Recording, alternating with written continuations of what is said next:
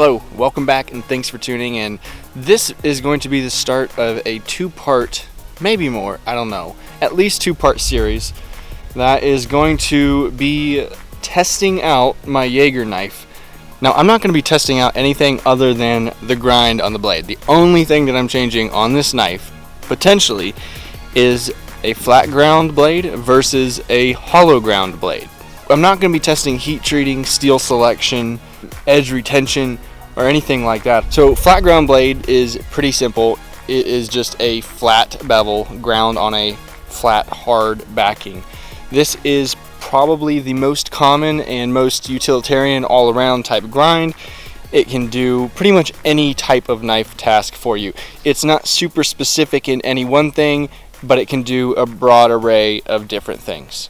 So hollow grind knife is, I guess you could say, maybe a little bit more fragile, but it's not like the knife is going to break or anything. A hollow ground knife just basically has less material behind the cutting edge because the bevel is concave and made with a wheel. That's why it's called a hollow grind. Flat grind obviously has more meat behind the cutting edge, which limits its slicing ability, but it makes it more strong. So the hollow grind is going to be used on a blade that you want to just like cut and slice like no other. Examples of knives that have hollow grinds would be like a straight razor.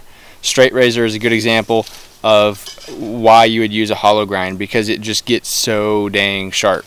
But everything is a compromise, right? So basically, if I've got a flat grind knife, I'm compromising some slicing capabilities, but I've got more strength. If I'm doing a hollow ground knife, I'm compromising a little bit of strength, but I'm getting more slicing. Now keep in mind that a lot of different variables go into play on how durable a knife is or how well it cuts. We're talking about how thick the edge is before you sharpen it, how wide the blade is, how thick the blade is, how large of a diameter the wheel is that you use to hollow grind the blade. As you know, I got a 16-inch diameter wheel, and yes, all my knife maker friends are jealous, but they can deal with it. And not many people have 16-inch diameter contact wheels. That's because they're ridiculously expensive. They have to be custom made. You know, you're going to be spending almost $1,000 for a contact wheel. So I got this wheel because I wanted to do some weird stuff with it. What would weird stuff include? Well, that's going to be changing the flat grind variation on my Jaeger to a hollow grind. My idea is that this knife needs to cut. Like, I don't want to build and offer and sell a knife or use the knife myself that doesn't just do the basic task of cutting. I want it to cut better than other knives. You see all these custom knives and they're too thick, they don't cut. They are indestructible, that's true. Since the diameter is so large on the contact wheel and the blade width isn't that wide, I don't think that the grind is going to be so shallow to where it's weak. I think that the 16-inch diameter wheel on the Jaeger knife that I offer is going to be a sweet spot where it's not really compromising too much strength, but I am really increasing the slicing capabilities. So we're going to find out. But of course, before I can test the knives, I got to grind the knives. So if you would, enjoy this short grinding video.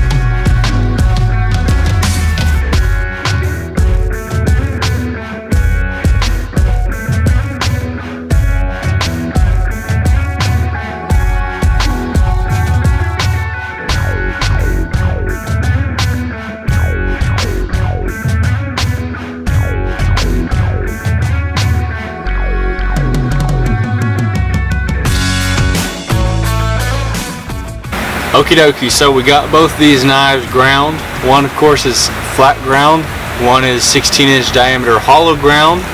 They're both pretty much identical, just looking at them this way, which is what we want. You know, we want the knives to be identical other than the grinds, and they're both ground with a satin finish. They're both ground to approximately 15 thousandths on the edge, within 2 thousandths of an inch variance. So they're ground pretty thin. These things are really sharp. They're both 3V steel. They're both heat treated exactly the same. Now before I get into all this stuff, I don't have any robotic machines that are going to test these with no bias towards one knife or the other, that can hit them with the same amount of force every time. This is just going to be me in the backyard using the knives. I'm going to try to use the knives with the same amount of force and judge them evenly, and basically just from the performance that we can see on film and from just what I can feel and what I personally think feels better is going to be what dictates which knife comes out the better blade. Now my testing is not going to be destructive. I have a whole video on how I feel about doing destructive tests. You can go back to my YouTube channel and look up the video. It's titled Knife and Axe Marketing Flaws, I believe. So go back and check that out. I won't get into that into this video, but I'm going to be using these knives for tests that closely resemble or exactly resemble what people would be using them for on a day-to-day basis. I'll start with some really easy light tests and then end with some hard tests. I still haven't figured out exactly what I'm going to do. I'm going to sleep on that and come back to it the next day and have everything set up, and we can start with easy things and end with more difficult things. Now I really think that the hollow ground knife is going to cut really well, and that's really what I want a knife to do, is to just cut well. I mean, you get some of these custom knives and they're all way too thick and just, I don't want to really necessarily say overbuilt, because overbuilt's not a bad thing. I like overbuilt, but it's not built to actually like work really good at any one thing. It's just built to not break. And I want a knife that is like pushing the limits of how thin I can make this blade, because I want it to slice and cut better than other knives. But that also means that you have to be careful not to abuse this knife, because it's going to be, like I said, a little bit more fragile because I'm pushing the limits. This is ground thinner than most of your knives, but I think that most of the demographics that I have with the type of customers that I have and everything, spending $400 on a knife, you guys are going to know not to abuse that knife. You're going to use the knife for what it's meant to be used for and just enjoy a knife that really cuts great. So I'm pretty excited to get to this test and see which one works better.